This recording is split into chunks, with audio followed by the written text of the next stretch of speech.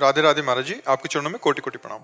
महाराज जी, क्या गृहस्थ नाम जापक जो होता है संसारिक प्रलोभनों से हमेशा बचना चाहिए? जैसे कि नया घर लेंगे ऐसी अंदर इच्छा आती है, नई गाड़ी लेना है, तो इससे बच के गृहस्थ जीवन। नहीं, इसमें ये देखना है प्रवृत्ति मार्ग में हमारे पास जैसे धन है और हमें लगता है नया घर निर्माण करें, कर लीजिए, लेकिन कर्जा लेके करें, इस पर आप विचार कीजिए। या कोई हम घूस लेकर के बनाएं, कोई अधिकारी पद में है या ऐसा है, अधर्म के द्वारा प्राप्त किए हुए धन से तुम कभी सुख शांति प्राप्त नहीं कर सकते। यदि धर्म पूर्वक कमाया हुआ धन है और मन में आता है कि परिवार के सुख के लिए नया मकान ले देते हैं, ले लेना चाहिए। परिवार को तीर्थ यात्रा कराना है या कहीं रिश्ते नाते में जाना, एक गाड़ी ले लेते हैं, पैसा है, कर लेना चाहिए। महाराज जी, विषय ऐसा है कि अगर कुछ नया लेना है तो उसमें चिंतन ज्यादा हो जाता है, तो ऐसा लगता है कि अपन मार्ग से भटक रहे हैं। नहीं, उसका चिंतन इस तरह से करना है कि हमारी ड्यूटी है परिवार सुख के लिए। तो जैसे हम ठाकुर सेवा में लगे तो सोचते हैं इत्र अच्छे से अच्छा श्री जी को लगाएं, अमुक से अमुक अच्छा भोग लगाएं। और जैसे हमारे को पोशाक दिखाई जाती है कि ये श्री जी के लिए मंगला की पोशाक ठीक रहेगी, नहीं नहीं ये श्री जी लायक नहीं है, हटाओ इसको, हाँ ये श्री जी लायक है। तो जैसे हम श्री जी के लिए अच्छी अच्छी वस्तुएं चयन करते हैं, तो ऐसे ही आपका पुत्र है, पत्नी है, माता है, पिता है, परिवार है, ये आपकी सेवा है। उनके सुख के लिए आप अपने सुख की प्रधानता न रखें, उनके सुख की प्रधानता रख करके करें, तो ये भजन बन जाएगा। उनमें भगवान विराजमान। अगर हमारे पास बढ़िया घर है तो हम अपने परिवार को सुख दे सकते हैं, ये बुद्धि। लेकिन बेईमान और अधर्म भाव नहीं होना चाहिए कि हम बेईमानी से कमाकर अधर्म के भाव, ऐसा नहीं होना चाहिए। यदि हमारी सामर्थ्य है तो हम अपनी सामर्थ्य के अनुसार अपने परिवार को सुख दें और धर्म पूर्वक कमाएं, इसमें कोई भक्ति में बाधा नहीं। अपनी विलासिता का ध्यान रखें, अपनी विलासिता के लिए धन का दुरुपयोग ना करें। परिवार के सुख के निमित्त से किया हुआ वो भजन माना जाएगा।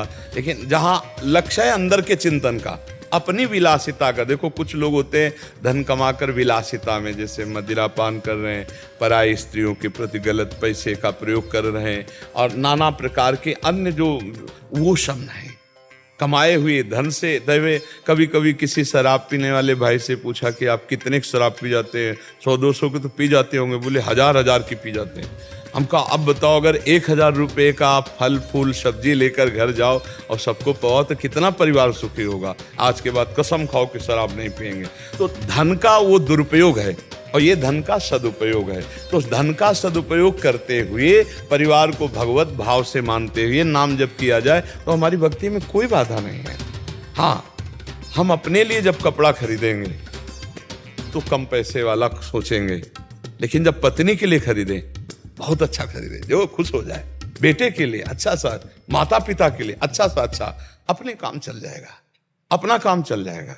अपने लिए जब विलासिता की बात आवे तो उसमें विवेक प्रयोग करें। ये अपना क्या, अपने तो भगवान के भक्त हैं, अपने को तो पता है सब नौटंकी नाटक माया का है, लेकिन वो लोग सुखी हो जाएंगे, वो हर्षित हो जाएंगे, तो उनके लिए वो विषय हम कर देते हैं, अपने निरपेक्ष रहते हैं।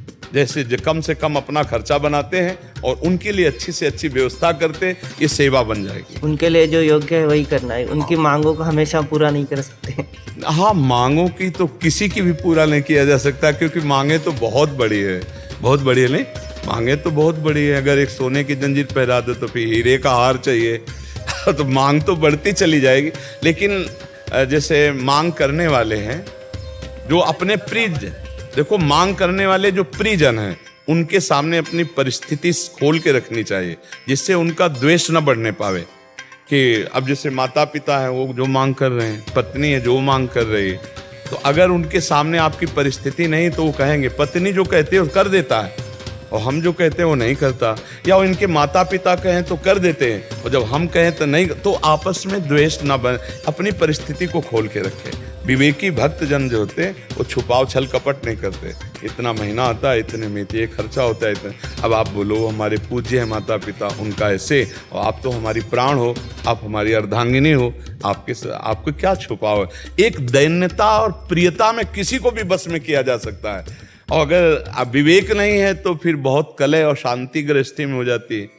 धन्य है वो घर जिसमें झगड़ा ना होता हो, है नहीं। विवेक पूर्वक परिवार को संभाल के चले, वो बहुत बड़ा विद्वान, बहुत बड़ा ज्ञानी, बहुत बड़ा भगत है जो अपने परिवार को संभाल ले। देखो, संत भगवान के बल से समाज को संभाल देते हैं। आपके परिवार में 4-6 लोग होंगे, तो आपकी भक्ति इतना तो रंग लावे कि 6 लोगों में प्रेम पैदा कर दे, 6 लोगों में शांति रहे, 6 लोगों में झगड़ा न रहे। संतों को तो देखो लाखों में झगड़ा नहीं होने देते, लाखों में अशांति नहीं होने देते। ऐसी भक्ति का तो आप ऐसी भक्ति करें कि आपका परिवार शांत रहे, झगड़ा न करे, प्रसन्न रहे, उचित धर्म की कमाई से उचित कामनाओं की पूर्ति करते हुए उनमें भगवत भाव करते हुए आप भगवान को प्राप्त हो सकते हो। भगवत प्राप्ति कोई कठिन कार्य नहीं है। कठिन कार्य है गंदे आचरणों को छोड़ पाना। जब उनको नहीं छोड़ पाते तो कह देते भगवत प्राप्ति बड़ी कठिन है। गंदे आचरण छोड़ दो, सहज जीवन में भगवत प्राप्ति हो जाएगी। नाथ सकल संपदा तुम्हारी, मैं सेवक समेत सुतनारी, नाम जप भगवत प्राप्ति पक्की। तो आप समझ पा रहे हैं।